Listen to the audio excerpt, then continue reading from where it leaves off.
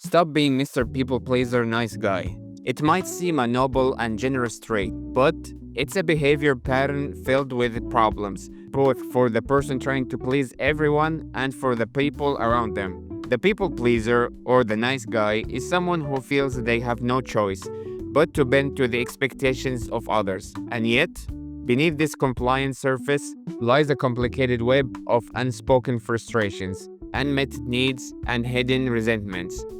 They may act like the perfect friend, partner, or co-worker, but often their true feelings are far less rosy. They agree to plans they secretly dislike. They nod along when they desperately want to say no. And perhaps most confusingly, they fail to share their authentic needs and ambitions in a timely, courageous way. Put bluntly, these people are lying. If this sounds familiar, you're probably too busy to spend just 10 minutes watching and learning from this video. Chances are you'll continue to feel unfulfilled. You might not even see yourself as a nice guy, but keep watching to see if you fit the bill. There's no better book to talk about this trait other than No More Mr. Nice Guy by Dr. Robert Glover, a game-changing book that helps nice guys break free and live authentic lives. Chapter 1: The Nice Guy Syndrome. Here are some things that nice guys say. I'm a nice guy, one of the nicest guys you'll ever meet. The other day, I cleaned the kitchen, did the dishes, the pots, pans, and swept the floor. I thought Heather would appreciate all that I did. But then, when I was done, she walked in and asked why I didn't wipe off the counters. I wasn't finished yet. After everything I do for Heather, you think she'd want to give me the one thing I want? Just to be loved and appreciated? Is that too much to ask? Being a nice guy isn't about the actions you take, but about the core beliefs. About yourself, the world around you. Nice guys believe that if they act nice, they will be beloved. Their needs will be met and everything will go smoothly. But, as we'll see, that's a flawed belief. Nice guys often end up being dishonest, passive-aggressive, and unable to set healthy boundaries. The core mindset of the nice guy is, if I can hide my flaws and become what I think others want me to be, I will be loved, get my needs met, and avoid problems. The solution, however, isn't swinging from one extreme to the other. It's about becoming an integrated male. An integrated man knows how to set boundaries and isn't afraid to face conflict, even if he's initially afraid of it. So, why would anyone believe that it's rational to hide parts of themselves and try to become something else? Let's explore that in the next lesson. Chapter 2: How a Nice Guy is Made. Children are born helpless, and their greatest fear is abandonment. This fear could manifest in various ways: a parent's divorce, neglect, emotional or physical abuse. An abandoned child believes they are the center of their universe, which leads them to internalize the idea that something is wrong with them. This belief triggers toxic shame, and they feel they can't be accepted for who they truly are. In an attempt to ease this shame, nice guys seek approval from others. Their behaviors often involve seeking validation through success, humor, or pleasing others. Chapter 3: Learn to please the only person who matters.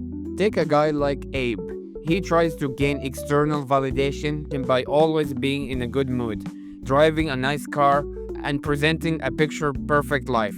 He even dresses his 14-month-old daughter in cute outfit, thinking people will acknowledge him as a good father. However, his actions are driven by the need for approval, not genuine desire.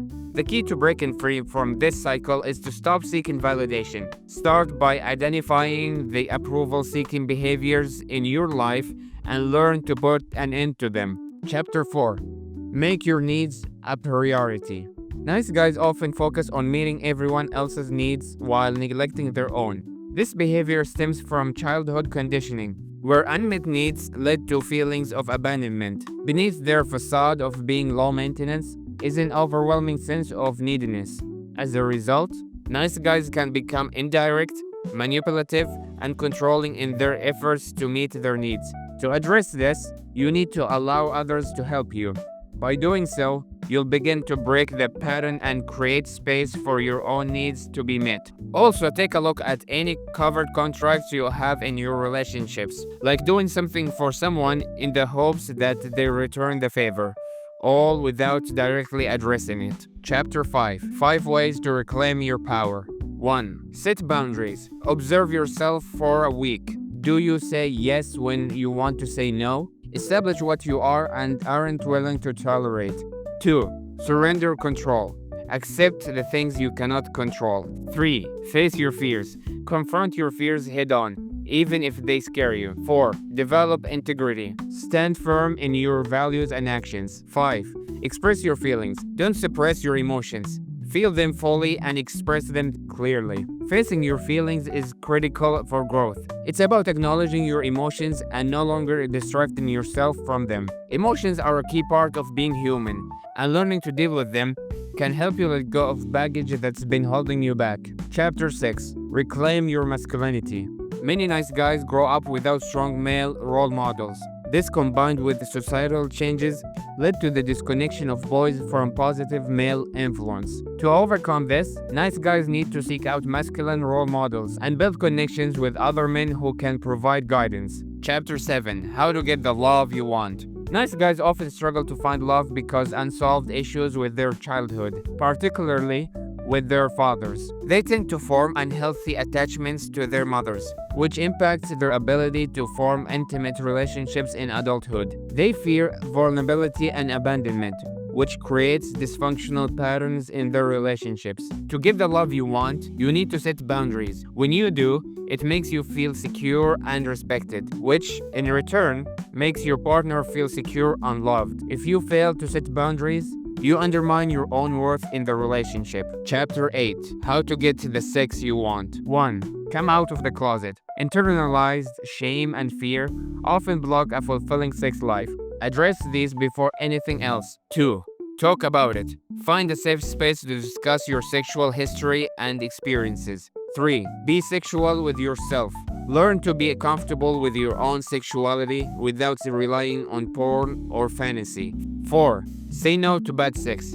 Don't settle for bad sex. Commit to practicing clear and direct communication and seek a partner who is genuinely available for intimacy. Finally, embrace the role of the alpha male, who doesn't seek validation from others but is grounded in his own sense of self-worth. This is the key to attracting genuine relationships. If you're ready to reclaim what you deserve and start living for you, it's time to take action. Start by recognizing the behavior, setting boundaries, and learning to say no.